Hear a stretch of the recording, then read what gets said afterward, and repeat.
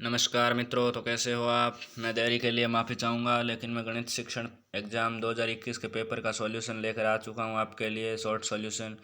तो अगर आप पहली बार हमारे चैनल पर आए हो तो एनजे मोटिव यूट्यूब चैनल को सब्सक्राइब कर बेल आइकन को प्रेस कर देना, ताकि आने वाले हर एक लेटेस्ट वीडियो का नोटिफिकेशन आपके पास सबसे पहले पहुँचे और आप उस वीडियो का लाभ उठा पाओ। तो चलिए पेपर की तरफ चलते हैं, दृष्टि बनाते हैं पेपर पर। गणित शिक्षण का पेपर जो कि आपके 60 अंकों का था, इसमें टोटल 20 क्वेश्चन थे। तो चलिए कि कैसे क्वेश्चन थे देखते हैं। 3 घंटे का समय था। तो देखिए आगे, यहाँ पर हमें 36, 42 और 72 का लसाअ निकालना है, जो कि आपको मैंने एक बार फिर बताया था कि एलसीएम या एचसीएफ में से कोई एक प्रश्न जरूर आएगा। तो आप गौर कीजिएगा, तो इसमें 504 होगा, ये प्रश्न आ गया। मैंने बताया था आपको कि एलसीएम एचसीएफ में से प्रश्न जरूर आने वाला है, और यह प्रश्न भी हमारे वीडियो में इंक्लूड था। शिक्षा के अधिकार 2009 के लागू होने पर हर बच्चे को किस कक्षा तक शिक्षा प्राप्त करने का वैधानिक अधिकार प्राप्त था।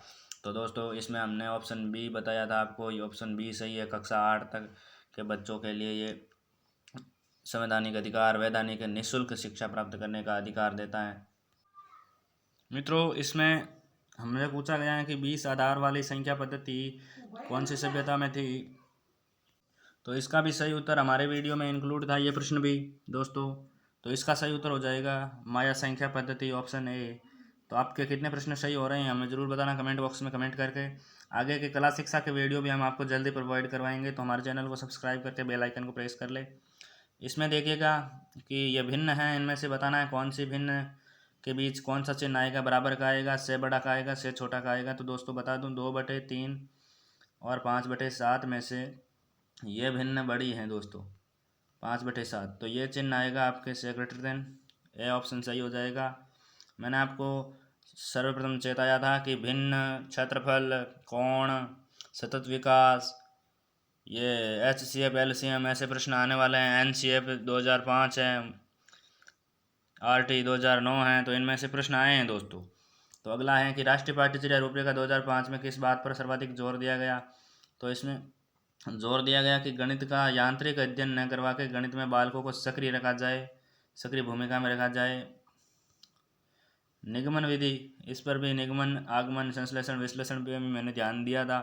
तो निगमन विधि में दोस्तों क्या होता है, बच्चों को पहले नियम सूत्र बता दिए जाते हैं, उनको उदाहरणों के माध्यम से प्रमाणीकरण सत्यता के आधार पर जांचा जाता है।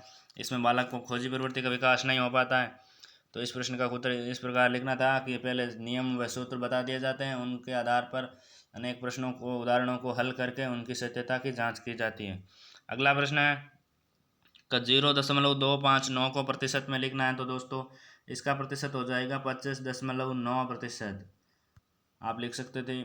सुबिटाइजेशन क्या है दोस्तों, बिना गणना के किसी वस्तु की मात्रा को पहचानना, अर्थात कौन सी वस्तु कम है या कौन सी वस्तु ज़्यादा है, यह पहचानना बिना गणना किए हुए, इस प्रक्रिया को सुबिटाइजेशन कहते हैं। अगला प्रश्न देखिए कि भारत में प्राथमिक, उच्च माध्यमिक, माध्यमिक और उच्च शिक्षा में जेंडर समानता इंडेक्स बताइए। तो यह भी हमने पढ़ा था 4th यूनिट में, जब हमने वो पढ़ा था कि जेंडर इंडेक्स के बारे में। तो हमने पढ़ा था, बता देता हूँ कि आपको प्राथमिक में 0.94 था, उच्च प्राथमिक में 0.88 था, और माध्यमिक में 0.80, जबकि उच्च शिक्षा में 0.69। ये इंडेक्स के सूचकांक हैं जो कि जेंडर समानता इंडेक्स में बताए गए हैं। अगला है आरएमई शिक्षण, आरएमई गणित शिक्षण की विशेषता बतानी है। तो इसमें हमें बताना है कि बालक को केंद्र भूमिका में रखा गया, शिक्षक को सहायक के तौर पर रखा गया, बालक को स्वयं ज्ञान अर्जित करने या ज्ञान निर्माण में केंद्र के रूप में रखा गया, स्थापित किया गया। अगला प्रश्न देखिए, बहुत ही आसान क्वेश्चन आए थे। कि अगला प्रश्न क्या है देखो, कि इसमें पूछा गया एक वर्गाकार बगीचे की भुजा 130 मीटर है, बगीचे का क्षेत्रफल व परिमाप ज्ञात करना है। दोस्तों आपको वर्ग का क्षेत्रफल और परिमाप का सूत्र तो आता ही होगा, क्षेत्रफल भुजा स्क्वायर और परिमाप 4 भुजा करके आप इसका आसानी से उत्तर निकाल सकते थे। तो इसमें क्षेत्रफल आता है 16,900 अर्थात 16,900 मीटर स्क्वायर, और परिमाप आता है 520 मीटर। कितना आता है दोस्तों, 520 मीटर। तो ये सही हो जाता है। इस प्रकार बहुत ही आसान क्वेश्चन थे, मैंने आपको बताया भी था। क्षेत्रफल से रिलेटेड, परिमाप से रिलेटेड आपके प्रश्न आने वाले हैं, और ये प्रश्न भी मैंने जब चौथी और पांचवी इकाई का निचोड़ अर्थात सार संदर्भ आपके समक्ष प्रस्तुत किया तो विशेष आवश्यकता वाले बालकों से क्या अभिप्राय, ये प्रश्न शामिल किया था। इसमें आपके उत्तर हो जाएगा कि समाज के वे बालक जो शारीरिक सामाजिक मानसिक संवेगात्मक भावनात्मक रूप से औसत लेवल के बच्चों से कम सक्षम या योग्य होते हैं, वो बच्चे CWSN विशेष आवश्यकता वाले बालकों में शामिल किए जाते हैं। इनमें समाज के पिछड़े हुए, आर्थिक दृष्टि से पिछड़े हुए बच्चों को भी शामिल किया जाता है। तो अगला प्रश्न है कि गणित सीखने के व्यवहारवादी नजरिए पर एक संक्षिप्त टिप्पणी लिखिए। तो गणित सीखने के व्यवहारवादी नजरिए पर भी हमने फोकस किया था, रचनावादी है। अगला प्रश्न देखिए कि माया संख्या पद्धति का संक्षेप में वर्णन करना है। तो दोस्तों इसमें आपको पता होना चाहिए, जीरो को इस प्रकार लिखते हैं, मैंने बताया था 1 है, 2 हैं, 3 है, 4 है, इस प्रकार लिखेंगे। और जैसे ही 5 हो जाते हैं एक ऐसी लाइन कर देते हैं, और 10 को ऐसी 2 लाइन हो जाती है, और 20 के लिए ऐसे 3 लाइन हो जाती हैं, नहीं 15 के लिए सॉरी। तो इस प्रकार ये माया संख्या पद्धति चलती है, इसका वर्णन करना था, हमें आसानी से कर सकते थे। सततम व्यापक मूल्यांकन की प्रक्रिया में प्रयुक्त शब्दावली का वर्णन करना है। दोस्तों इसमें कौन सी शब्दावली थी? सततता, निरंतरता, व्यापकता, उपचारात्मक शिक्षण, निदानात्मक शिक्षण, यही तो सततम व्यापक मूल्यांकन प्रणाली की शब्दावली है। इस पर भी मैंने फोकस किया था। तो दोस्तों अगला प्रश्न है क्षेत्रफल, धारिता, आयतन। इसको आप अच्छे तरह से समझा सकते थे, बहुत ही आसान पेपर आया था दोस्तों। अगला प्रश्न देख लीजिएगा 17वां, ये 6 नंबर का प्रश्न, एकदम बहुत बहुत सरल था मेरी दृष्टि से। आपको कैसा लगा? आपके इसमें आंसर सही आया या नहीं आया? बहुत ज़्यादा टैलेंटेड बच्चे भी इस प्रश्न को गलत करके आ गए। ये बहुत आसान पेपर था और बहुत ही सरल क्वेश्चन है ये, जिसमें देख सकते हैं त्रिभुज ABF। हमें इसमें पूरी आकृति का एक साथ नहीं निकाल सकते दोस्तों। त्रिभुज ABF का निकालेंगे पहले, फिर आयत का निकाल लेंगे BCEF का, फिर त्रिभुज CDE का निकाल लेंगे दोस्तों। तो इन प्रकार इन तीनों का अलग अलग क्षेत्रफल निकालेंगे। आए देखो, तो अब इन तीनों के क्षेत्रफल को निकाल कर जोड़ देंगे ना, तो इस आकृति फील्ड का क्षेत्रफल हमारे पास आ जाएगा। देखो त्रिभुज का क्षेत्रफल होता है आपके, क्या होता है मित्रों? त्रिभुज का क्षेत्रफल का सूत्र 1/2 इंटू आधार इंटू ऊंचाई। क्या होता है मित्रों? आधार इंटू ऊंचाई। जबकि आयत का लंबाई इंटू चौड़ाई हो जाएगा, और इस त्रिभुज का भी 1/2 इंटू आधार इंटू ऊंचाई हो जाएगा। तो आप इस प्रकार कर सकते हो। आगे देखिएगा कि क्षेत्रफल आता कितना, हालांकि तो ये दोस्तों ये माप अपने को 100 की दी थी, तो ये भी 100 की हो जाएगी।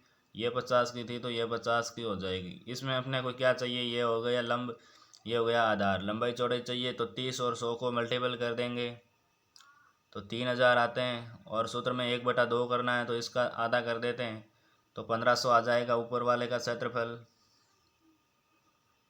दोस्तों। फिर आयत का निकालते हैं, तो आयत का आ जाएगा आपके 5000 मीटर स्क्वायर, और इसका आया था अपने 1500 मीटर स्क्वायर, और इसका हो जाएगा 1000 मीटर स्क्वायर।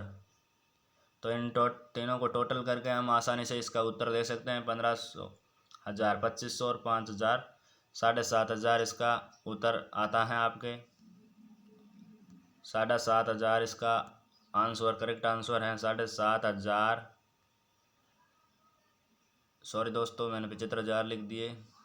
तो 7500 वर्ग मीटर अर्थात मीटर स्क्वायर इसका सही उत्तर होगा। तो चलिए अगले प्रश्न की तरफ। बहुत आसान क्वेश्चन आए थे दोस्तों। इसमें आयत के क्षेत्रफल पर आपको लेसन प्लान बनाना है, अच्छे से बनाना सीख गए होंगे। अभी आप इंटर्नशिप चल रही है आपके, एग्ज़ाम के बाद ज्वाइन कर लेना अच्छे से। आयत का क्षेत्रफल पर अगर आपको पाठ योजना बनानी है, जिसमें आपको कितना समय लगेगा, कौन कौन सी प्रक्रिया विधियाँ अपनाओगे, कौन सी सहायक सामग्री चाहिए, वापस निदानात्मक उपचार कैसे करोगे, ये सब आपको उसमें इंक्लूड करते हुए एक अच्छी सी सुसंस्कृत सुसभ्य पाठ योजना बनानी है, जिसमें बच्चों को अच्छे से आप पढ़ा पाओ, सिखा पाओ। अगला प्रश्न है, एक विद्यालय में कक्षा 30 विद्यार्थियों द्वारा 100 में से प्राप्तांक निम्नानुसार हैं। इसको आप बारंबार था, सारणी तो बनानी थी, बहुत ईजी था। इधर आप लिख देते प्राप्तांक, इधर आप बारंबार था लिख देते, इधर आप मिलान चिन्ह लिख देते। मिलान चिन्ह ऐसे होते हैं दोस्तों, वो 4 के बाद 5, इधर यहाँ पर प्राप्तांक लिख दिए, जैसे 10 एक बार, तो यहाँ पर 1 लिख देता मिलान चिन्ह के सामने। ऊपर लाइन नहीं करनी थी दोस्तों। आगे इस प्रकार हम आंकड़ों को लिखते जाते, काउंट करके यहाँ लिख देते और यहाँ बार चिन्ह बना देते। बहुत सरल क्वेश्चन था, 6 नंबर का था दोस्तों, बहुत अच्छा मौका था। अगर आपने हमारा वीडियो देखा होगा तो आपके पेपर बहुत ही अच्छा गया होगा, दिल खुश कर दिया होगा। ऐसे ही दिल खुश करने वाले पेपर देने के लिए हमारे यूट्यूब चैनल एनजे मोटिव के साथ जुड़ जाइए और अपने भविष्य को संवार लीजिएगा दोस्तों। देखो इसमें भी हमने बताया था आपको कि कोण को परिभाषित करना है। अभी ये प्रश्न तो हमारे वीडियो में था, हमने आपको बताया था कोण को परिभाषित करना। सचित्र, इसका सचित्र उल्लेख करना था, जैसे न्यून कोण है, समकोण है, अधिक कोण है, ऋजु कोण है, सरल कोण है। सरल कोण के बाद वृत्त कोण है, जैसे वृत्त कोण क्या हो जाएगा दोस्तों, 180 से 360 तक का कोण वृत्त कोण हो जाएगा। अगला कोण था अपने वृत्त कोण के बाद में पूरक कोण है, समपूरक कोण है, 180 का योग होगा समपूरक का। उभयनिष्ठ कोण है, ये सामने आमने के कोण।